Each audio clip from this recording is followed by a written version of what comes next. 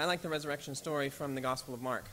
It's short, it's simple, it's mysterious, and that's how I often experience resurrection myself. Simple, subtle, less like a shout and more like a whisper. Did that just happen?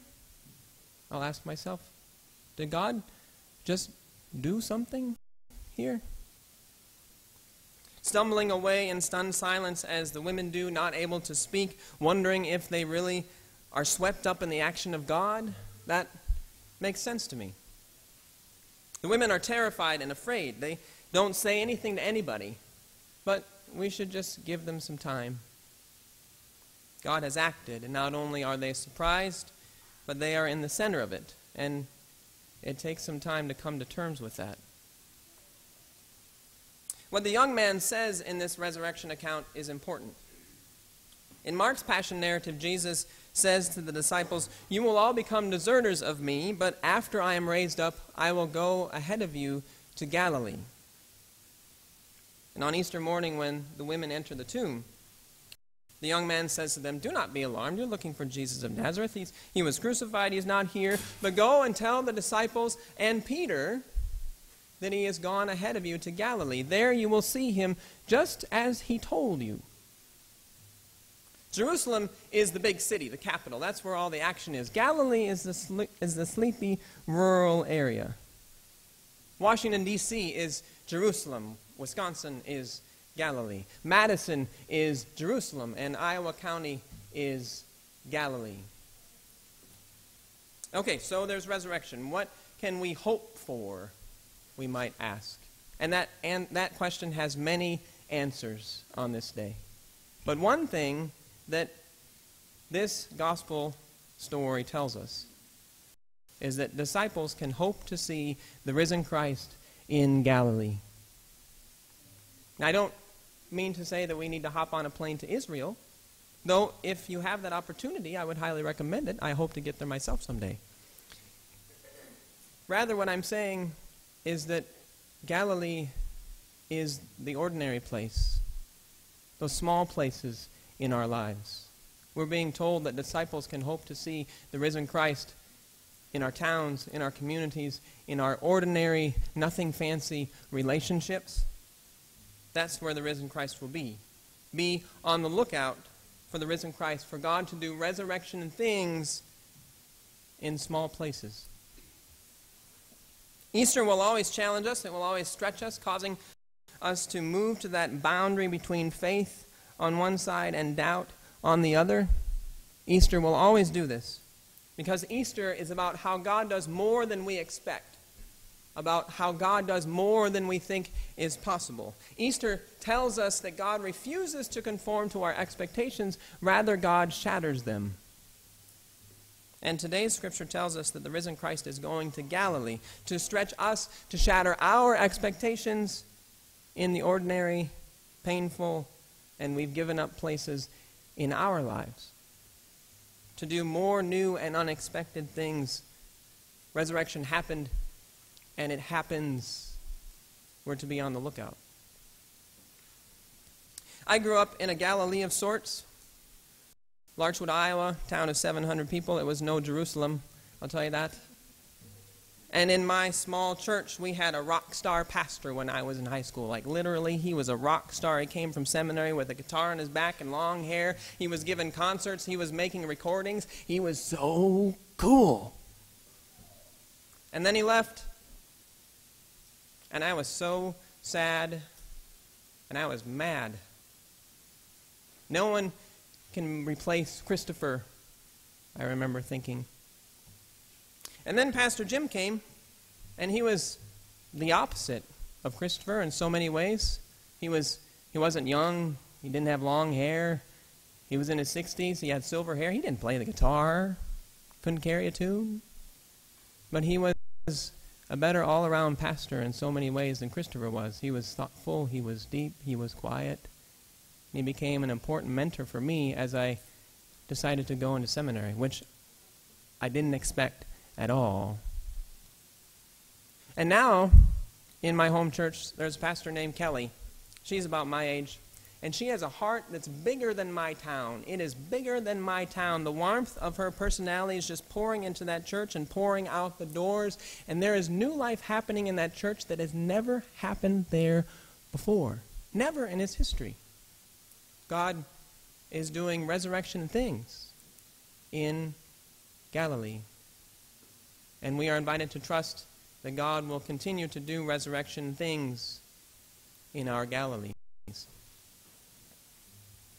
Some of you know that in our family we live with a wide variety of food intolerances. We welcome them all into our household, and they cause rashes for our children, and they interrupt sleep on a regular basis. And so Sarah and I will go into fits of reading and research where we'll be trying to sort out more of what's happening and what we might be able to do to adjust.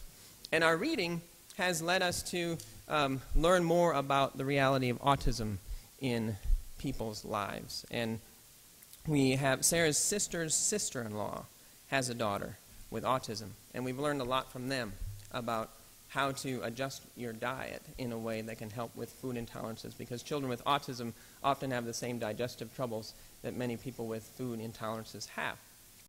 And so as I read more stories about children with autism, I find that they hit very close to home, and I think about them a lot, and they touch my heart.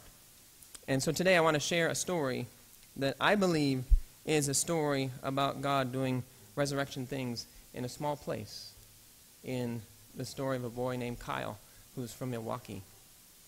And this story comes from a book by Kenneth Bach, who's an MD, who is a participant in the Defeat Autism Now network. And so I share this with you. As Kyle approached the age of 4, Kyle had behaviors that his parents hoped he would overcome, that he would outgrow, but he wasn't doing that. They'd ask him if he'd prefer waffles or pancakes for breakfast, and he'd answer something like purple if he said anything at all. It was just as likely that he would struggle to answer, then freak out and smack everybody within range, and then hibernate into one of his obsessions, such as taking the condiments out of the refrigerator and then filling it back up again. His memory was atrocious, and even though he was approaching his 4th birthday, he couldn't dress himself. He was so unresponsive to his name that they had him tested for deafness. Kyle could barely walk across the room without tripping over his own feet, couldn't hold on to a crayon, couldn't begin to scale a jungle gym. When Kyle reached the age of 4, they scheduled him with the best pediatric neuropsychologist in Milwaukee. She ran tests and then sat down with the family and said flatly, "Kyle is autistic." And his dad, Eric, said, "Whatever it is, we want to beat it."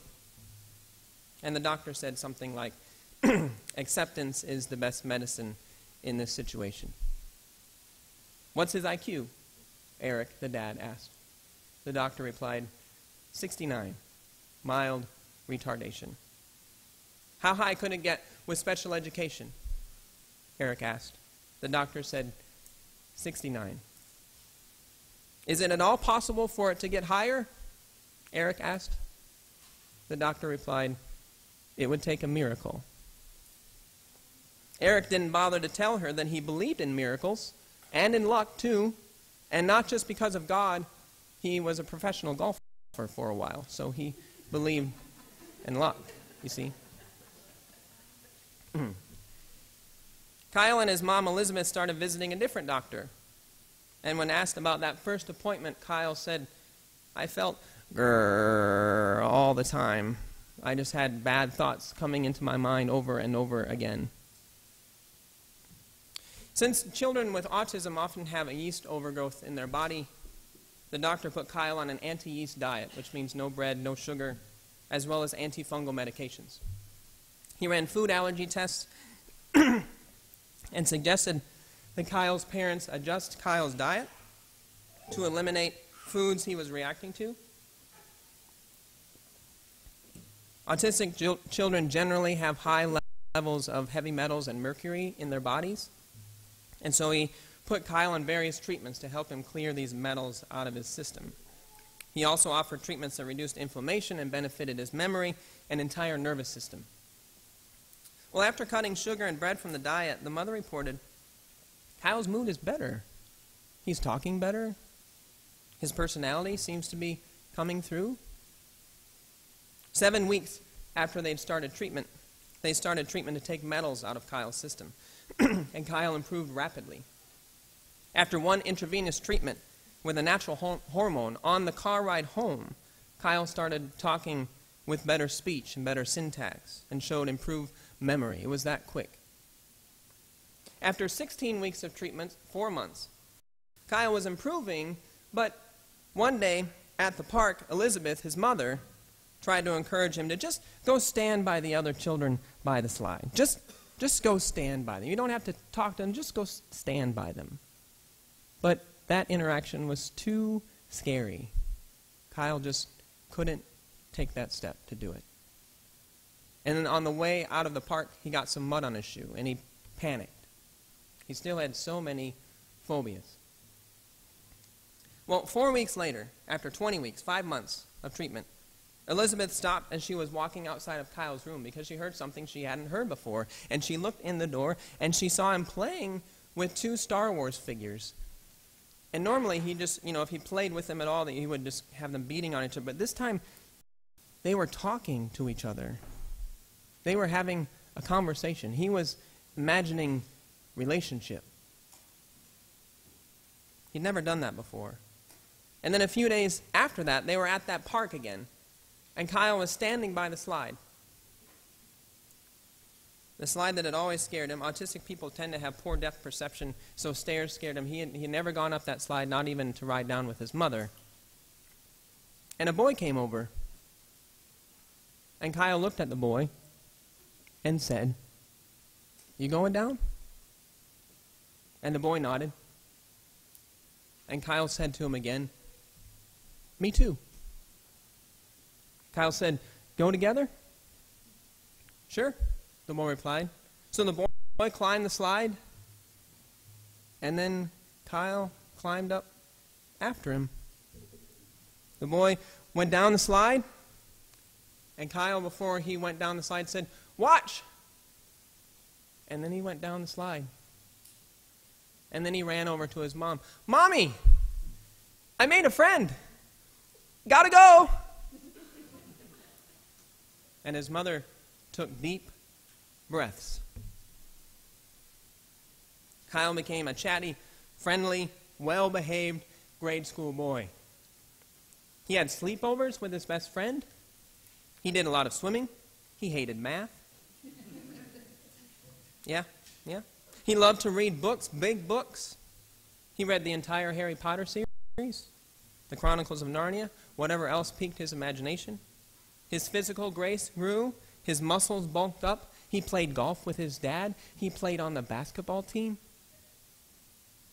At 8 years old, his parents took him to Mayo Clinic to confirm what they already knew, that Kyle was no longer autistic.